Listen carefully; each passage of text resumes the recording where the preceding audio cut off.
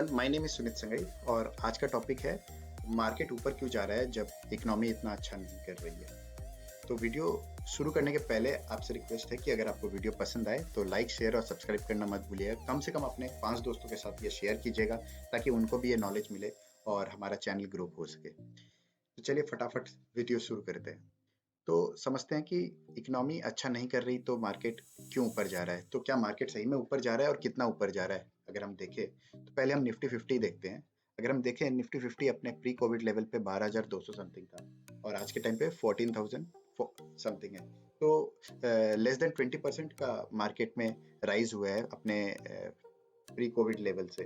तो ये बहुत ज़्यादा राइज तो नहीं है। हालांकि इकोनॉमी अच्छा नहीं कर रही उसके बावजूद 20% राइज करना थोड़ा सा वियर्ड है, तो वो भी आगे समझेंगे कि क्यों है। और इसी के साथ हम कंपेयर कर लेते हैं कि यूएसए का मार्केट में कैसा चल रहा है। यूएसए का मार्केट हमारे लिए इम्पोर्टेंट है और सिर्फ हमारे इंडिया के लिए नहीं है। ये अक्रॉस वर्ल्ड सारी इकोनॉमीज जो है वो डायरेक्टली और इनडायरेक्टली यूएस के स्टॉक मार्केट से इम्पैक्टेड है। उसके मल्टीपल रीजंस है, क्योंकि यूएस की काफ़ी सारी कंपनीज जो है वो अक्रॉस वर्ल्ड उनका इम्पैक्ट रहता है। सेकेंडली यूएसए में ज़्यादातर कंट्रीज़ के प्रोडक्ट्स जो हैं इंपोर्ट होते हैं और काफ़ी टेक्नोलॉजी का भी इम्पैक्ट रहा है और ग्लोबलाइजेशन की वजह से भी काफ़ी हद तक यूएस पे सारी कंट्रीज अक्रॉस वर्ल्ड डायरेक्टली और इनडायरेक्टली डिपेंडेंट होती है।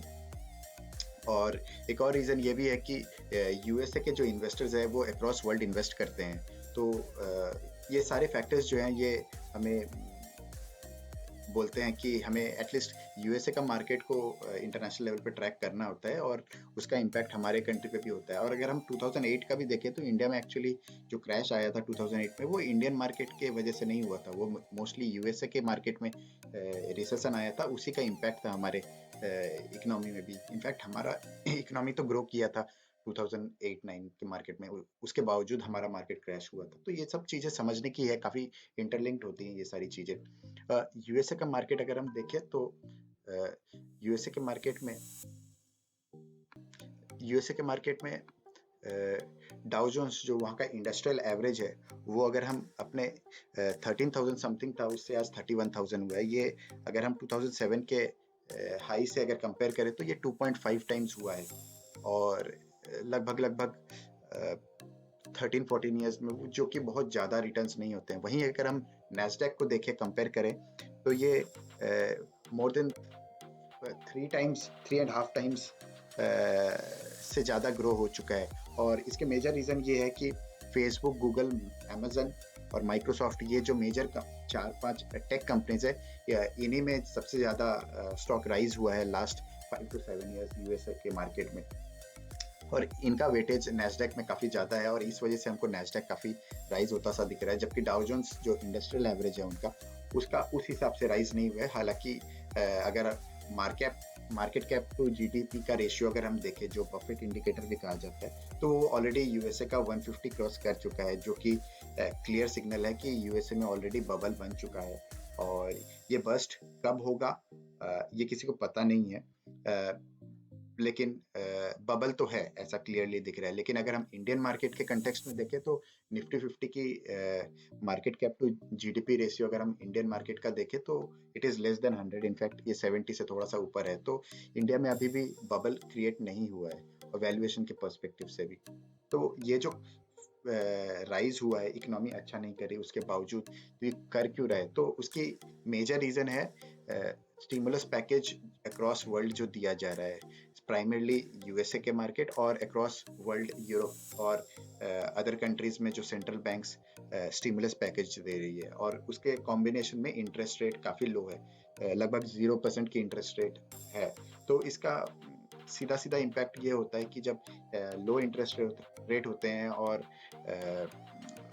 रीज़न नहीं मिलता है रिटेल इन्वेस्टर्स को बैंक्स में पैसा रखने का, तो वो स्लोली ऐसे सिनेरियो में जो पैसा है इमर्जिंग मार्केट्स में आता है, जो कि इमर्जिंग मार्केट्स में सबसे ज़्यादा इम्पोर्टेंट इंडिया हो गया है, स्पेशली बिकॉज चाइना का एक नेगेटिव सेंटिमेंट अक्रॉस वर्ल्ड हो गया है, एक नेगेटिव इमेज बन गई है चाइना की। तो इसके वजह से इंडियन मार्केट में काफ़ी अच्छा एक्टिव फ्लो आ रहा है और इसी की वजह से हम देख रहे हैं कि इंडियन मार्केट इतना राइज कर रहा है। अल्टीमेटली जो मार्केट ऊपर जाता है ना, ये FII और DII के दम पे ही जाता है, ये एक रिटेल इन्वेस्टर के डायरेक्ट पैसे से नहीं जाता है।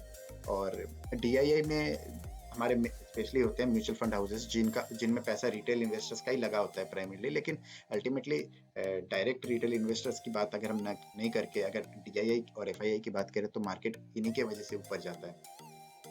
क्विकली हम देखते हैं कुछ न्यूज़ में। फेड ने रिसेंटली 2023 तक इंटरेस्ट रेट ज़ीरो रखने का डिसीजन लिया है। और इसका इम्पैक्ट जैसा मैंने कहा कि इंटरेस्ट 0% पे रखने से बहुत ज़्यादा मोटिवेशन नहीं होता है किसी को बैंक में पैसा रखने का USA में, और वो इन्वेस्टर्स जो है एसेंशियली फिर दूसरे जगह एक ग्रोथ के चक्कर में इमर्जिंग मार्केट्स में पैसा डालते हैं, क्योंकि वहाँ पे फिर उनको स्टॉक मार्केट में रिटर्न्स आते से लग रहे हैं। एंड स्पेशली अगर हम USA के स्टॉक मार्केट का भी बात करें तो काफ़ी ज़्यादा PE रेशियो के हिसाब से काफ़ी ज़्यादा हाई वैल्यूएशन पे ट्रेड कर रहा है, तो उस हिसाब से यील्ड्स जो है उस हिसाब से नहीं दिख रहे हैं। अगर हम क्विकली स्टिमुलस पैकेज का देखें तो 15 ट्रिलियन के ऊपर ग्लोबल स्टिमुलस आ चुका है। और अगर हम USA का बात करें तो 3 trillion dollars already pump in हो चुका है USA के फेड, जो वहाँ का सेंट्रल बैंक है वहाँ से।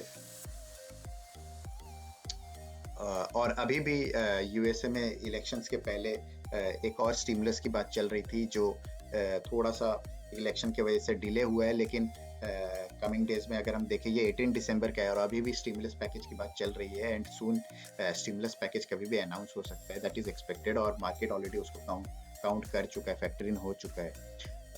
तो ओवरऑल दिख रहा है हमें कि स्पेशली ये सेंट्रल बैंक्स ड्रिवन रैली है, और ये रैली क्योंकि हम देख रहे हैं कि इंटरेस्ट रेट ज़ीरो पे रखने का फेड का डिसीजन है कि वो 2023 तक रखने का प्लान है उनका, तो इससे लग रहा है कि मार्केट में अभी रैली यहाँ पे रुकने वाली नहीं है।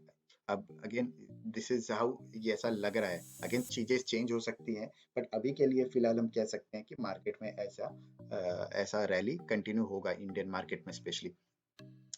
अगर हम वॉरेन बफेट की रिसेंट स्टेटमेंट्स देखें तो उन्होंने कहा है कि I think stocks are ridiculously cheap if you believe that 3% on 30-year bond makes sense.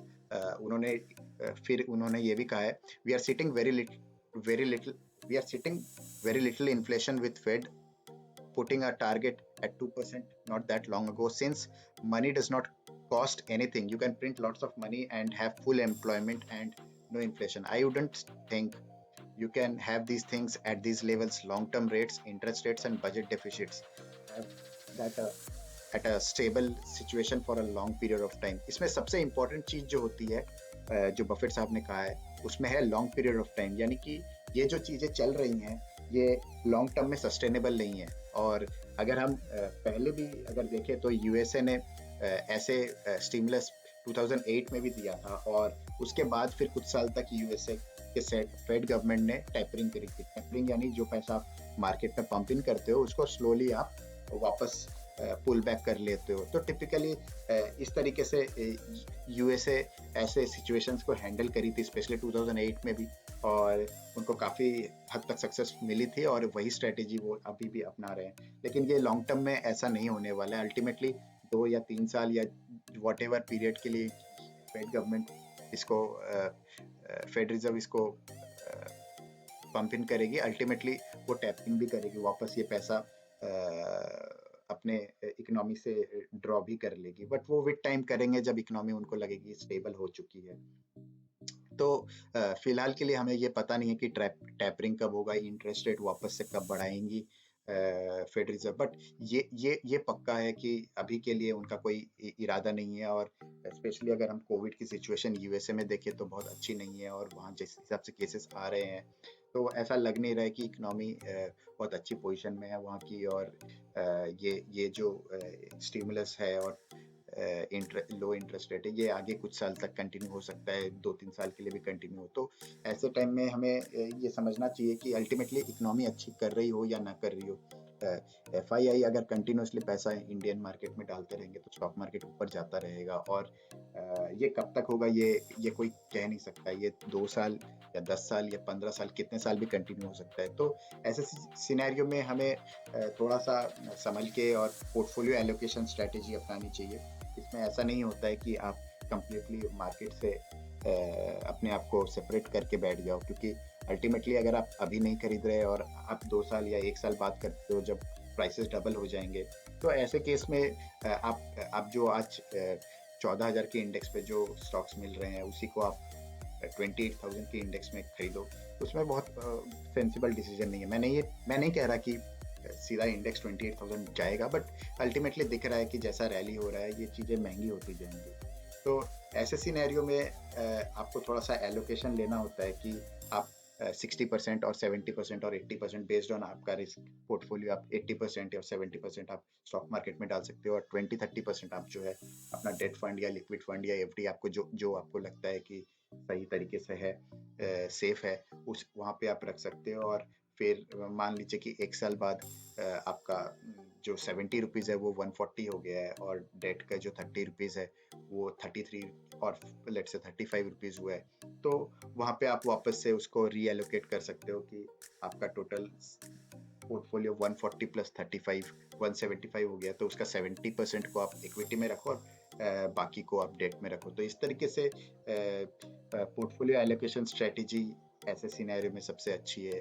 और एक और चीज मैं आपको अगर बताऊं तो ये जो एसेट बबल है, एसेंशियली शेयर मार्केट में स्टॉक्स लिमिटेड है और ऐसे लिमिटेड स्टॉक्स के पीछे सारे इन्वेस्टर्स भाग रहे हैं, तो इसी वजह से एक एसेट बबल क्रिएट हो रहा है ये। और ये अगर कंटिन्यू रहता है तो ये कब तक होगा ये पता नहीं है, लेकिन ऐसे सिनेरियो में एसेट एलोकेशन जो होता है वो सबसे अच्छी स्ट्रेटेजी होती है, क्योंकि इसमें आप स्टॉक मार्केट का जो ऊपर जा रहा है उसका भी आप गेन लेते हो और एट द सेम टाइम थोड़ा सा आप पैरेलली पैसा भी रखते हो कि अगर क्रैश होता है तो भी उस केस में आपके पास एक certain amount of money save है। और आपको ये चीज़ समझने की है कि लॉन्ग टर्म में स्टॉक मार्केट नीचे नहीं रह सकता, ये ऊपर ही जाना है, क्योंकि अल्टीमेटली मार्केट जो है एफआईआई डीआईआई के दम पे ड्रिवन होता है और एफआईआई और डीआईआई रिटेल इन्वेस्टर्स के लिए ही काम करते हैं। और रिटेल इन्वेस्टर्स का पैसा लॉन्ग टर्म तक अगर नीचे रहेगा तो वो बेसिकली वैसा हो गया कि एफआईआई डीआईआई जो है अपना धंधा ही बंद करवा रहे हैं। तो वैसा नहीं होता है। अल्टीमेटली कंपनीज जो है आउटपुट क्रिएट करती है और वो आउटपुट अगर क्रिएट होगा तो मार्केट कैप बढ़ना ही है, क्योंकि जीडीपी अल्टीमेटली आदमी कुछ ना कुछ आउटपुट हर साल करता ही है एट अ कंट्री लेवल, और क्योंकि आउटपुट आता है तो जीडीपी बढ़ती है और जीडीपी बढ़ेगी तो मार्केट कैप कंपनीज का बढ़ना ही है। तो अगर आप इकोनॉमी के टर्म्स में भी समझो तो भी मार्केट ऊपर जानी है, और अगर आप एफआईआई डीआईआई और मार्केट के प्योरली मार्केट के हिसाब से समझो तो भी मार्केट को ऊपर ही जानी है लॉन्ग टर्म में। अगर कभी क्रैश भी आती है तो आपने पास्ट में भी देखा है, मार्च में भी हमने देखा था, मार्च 2020 में, और 2008 में भी देखा था। मार्केट अगर नीचे जाती भी है तो वो टेम्परेरी 6 मंथ्स और 1 ईयर के लिए जा सकती है, बट अल्टीमेटली लॉन्ग टर्म में ऊपर ही जानी है। तो ओवरऑल ये सारी चीज़ें हैं जो आप कंसिडर कर सकते हो। और अगर आपको मैं एक इंटरेस्टिंग चीज़ दिखाऊं तो अगर मैं बैंक्स जो इकोनॉमिक की एक इम्पॉर्टेंट इंडिकेटर होती है, जैसे इंडिया की 4 इम्पॉर्टेंट बैंक्स की अगर मैं बात करूं तो अगर मैं आईसीआईसीआई का देखूं तो इनके क्वार्टरली रिपोर्ट्स देखें तो सबसे हाईएस्ट क्वार्टरली रिपोर्ट्स हैं, सबसे हाईएस्ट नेट प्रॉफिट है आईसीआईसीआई बैंक के कुछ क्वार्टर्स के। और अगर बाकी बैंक्स का भी अगर हम देखें यहाँ पे,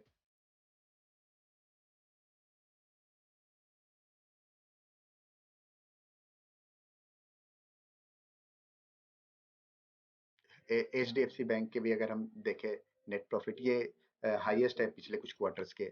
अगर हम एक्सिस बैंक का भी देखें